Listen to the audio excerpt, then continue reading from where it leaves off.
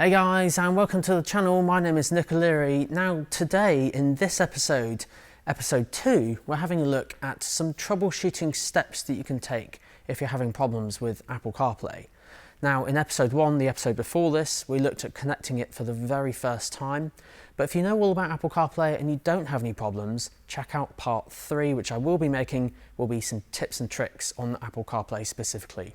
But in this episode today, we're having a look at some troubleshooting steps that you can take if it's not behaving as expected. Let's have a look.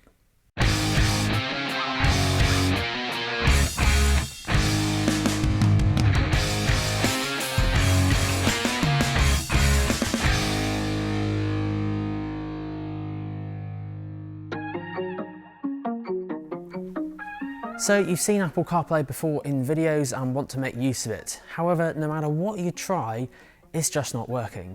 Now, in essence, Apple CarPlay is a plug-and-play system, so when you plug it in, it should just come up on the screen, but sometimes there can be a few factors involved that will stop it in its tracks. And one of those factors at number 1 is to make sure you've actually got it. Sadly, Apple CarPlay isn't standard equipment, and because even in Mercedes-Benz alone there are so many models, variations, different years, specifications for different countries, it can vary massively. So how do you find out if you've got it? Well, the easiest thing by far is by getting hold of the spec sheet from your local dealership and then see if it's got the words Apple CarPlay. But if you don't have access to that or just want to check yourself, you can do that in the car. And to check in the car yourself, this does vary from model to model as it does depend on the system you have. So if your screen looks like this is NTG5 or Audio 20.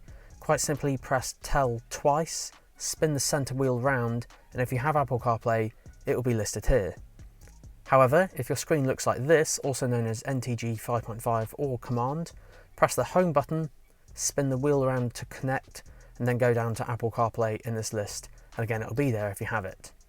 And lastly, if your screen looks like this, which is MBUX, the one with the Hey Mercedes voice assistant, press the home button, go to Apps, and then Smartphone Integration, and it'll be listed in there if you have it. These ways shown are a way to also start it manually because sometimes Apple CarPlay might not start automatically. So there is a prompt when you first, or when the first owner potentially plugs it in, it'll ask, would you like to start automatically? Sometimes it may require a manual start, so you can go to these locations depending on your car and start it manually. Now out of all of these systems, MBUX, just like this one, is the latest and greatest. It actually features ways where you can upgrade it remotely as well. So say for example you had maybe a car that didn't have Apple CarPlay, you can actually go to the Mercedes new store and purchase this and upgrade it remotely without even stepping foot in the dealership. Sadly, this is only for MBUX models, mainly because the systems before this kind of came out and were designed before Apple CarPlay kind of had this kind of functionality. But with MBUX, it is a neat feature to have just in case you obtained a car that didn't have it and you wanted Apple CarPlay, you can kind of upgrade it. So with all that in mind, if you are 100% sure that you have it in your car and you can see it on the screen and you still plug it in and it's not working, let's move on to step 2. Well, what I would check next is which USB-C port are you using? Now there is only one USB-C port which is compatible with Apple CarPlay and is usually identified with this symbol just here. And it's kind of got a picture of a phone with almost like a tablet on it, meaning smartphone integration. Now of course the ones in the rear of the car are going to be for power only, but sometimes you might find that USB-C port might be in here, but most commonly it is located in the center next to the cup holders. Now after this, at number 3, double check the USB cable that you're using. Now not all USB cables are the same. So to be sure, I use the official Apple cable provided in the box, but if you don't have that because like the end was damaged or you had to replace it, you may have bought a third-party cable. Now, there's nothing wrong with that, most of them are a lot cheaper than the official Apple ones, but just be aware, some of them only provide power. So it looks like it works, but of course when you plug it in to use Apple CarPlay because it requires a bit of data, it might not work. So factor in that USB cable could be the reason why it's not working. So I personally would swap it out with something else just to kind of eliminate that side of it, just to see if it's that. But also in that chain as well, if you're using a USB-C dongle, so with most cars with MBUX, they have USB-C ports. So in this car, for example here, I've got the lightning cable, the white one, the one that comes with the phone, and then I've also got a dongle that converts it to USB-C. So factor in that it could be the cable, but it could also be the dongle as well. Some dongles again only provide power, so to be sure, either get an Apple certified one or one from the Mercedes-Benz dealership, or one that I recommend is actually Syntec. So Syntec is the one I use for any USB-C to USB conversions. I use them all the time for editing, like for videos, and most importantly for Apple CarPlay in the car as well. So if you want this one specifically, there's a link in the description down below, but just double check, it could be the cables. So after checking the car, the cables and any dongles you might be using, I would probably then turn your attention to the iPhone itself. Now, of course, with Apple CarPlay, it's not compatible with all iPhones, so this could be one of the reasons why it's not working. Now, Apple CarPlay is compatible with most iPhones. It's roughly iPhone 5 and newer from memory, but you can double check on the Apple website. But one thing I would definitely check is just make sure you've got the latest iOS updates. So iOS is the software that runs the iPhone. So if you head over to Settings, go down to General, tap on Software Update, and then it'll do a quick check to see if you've got the latest version. Now the version I have on here is correct at the time of recording, but of course there will be new updates that come out over time. So be sure you've got the latest version to make sure you've got all the latest updates for any Apple CarPlay features and that sort of thing. Now if it's still not working after that, what I'd probably then do is just go back a step and then go into CarPlay. So if you're from the home screen, go Settings, then General, and then CarPlay. And in here you can see a list of cars that you may have connected to.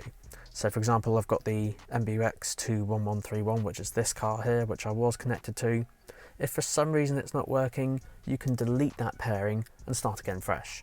So if I go in here, you can then forget this car and then tap forget, and then it'll reset that connection. So hopefully then when you plug it in again, it might restore that connection and get it going again.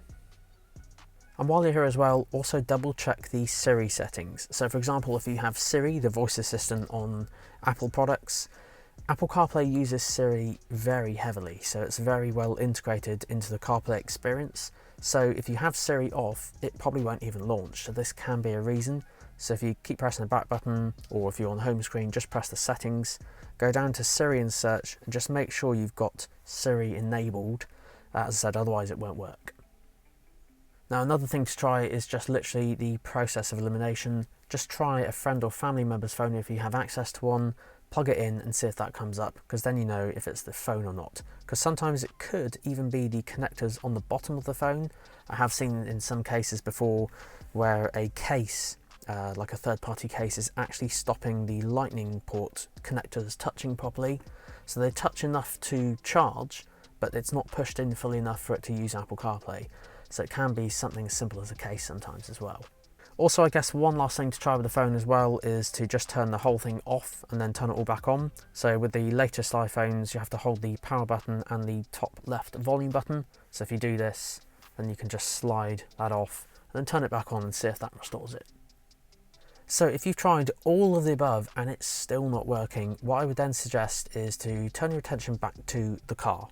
So if you've used a friend or family member's phone and it still doesn't work, and you know you have Apple CarPlay and you've got the right cables, what I would then have a look at is the screen.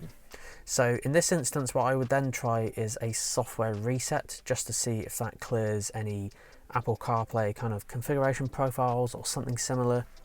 So to do that on MBUX, press the home button, go all the way across to the right hand side to Settings, then go into System, and then go all the way down to the very bottom. There'll be a reset button.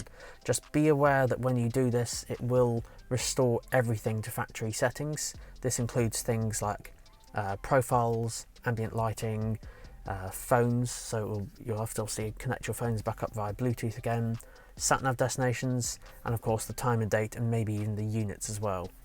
So be sure to do this when you have a bit of time, just to set the car up afterwards, as it may be showing the incorrect units like kilometers an hour. Obviously I'm in the UK, I need miles an hour, so just be aware that you might need a few minutes just to quickly set that back up after a reset. So once that's loaded back up and you plug it in and it's still not doing anything, what I would then do as a last resort is then speak with your local Mercedes-Benz, who'll be able to book the car in and just give it a once over.